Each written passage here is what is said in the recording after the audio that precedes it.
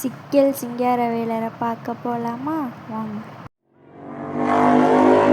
எப்போ சிக்கல் வரும்னு கேட்டேன்னா இதோ போர்டை பாரு அப்படின்னு சொன்னாங்க. நாங்கள் செவ்வாய்க்கிழமை போகல, புதன்கிழமை போனோம். அப்போவே இவ்வளோ கூட்டம், கடை, ஃபேன்சி ஐட்டம், வீட்டுக்கு தேவையான பொருட்கள் இது எல்லாமே இருந்துச்சு அங்கே. நாங்கள் நடந்து போகும்போதே சாமியை புறப்பாடு பண்ணி கூப்பிட்டு வந்தாங்க. ஆனால் நாங்கள் இதை எதிர்பார்க்கவே இல்லை.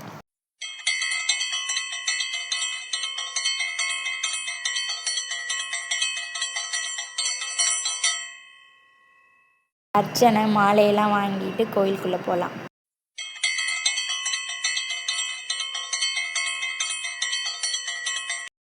சாமியை பார்த்துட்டு கோயிலுக்குள்ளே போனோமா, அங்கே யானை நின்றுக்கிட்டு இருந்துச்சு.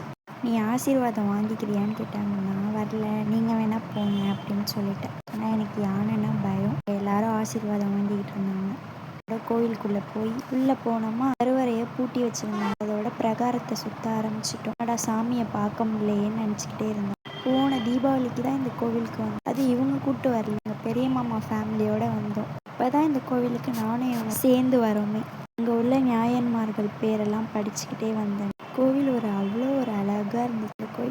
கோவிலுக்குள்ளே நிறைய சேவல்லாம் வச்சுருந்தாங்க. வேண்டிக்கிட்டு விடுவாங்களான்னு கேட்டேன். ஆமான்னு சொன்னாங்க.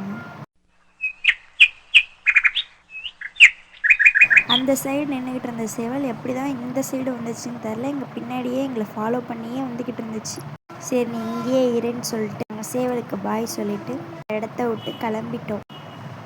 கருவறை திறந்துட்டாங்கன்னு இங்கே பேசிக்கிட்டு இருந்தாங்களா, நாங்கள் உடனே கோவிலுக்குள்ளே மறுபடியும் போகிறோம். கோவிலுக்குள்ளே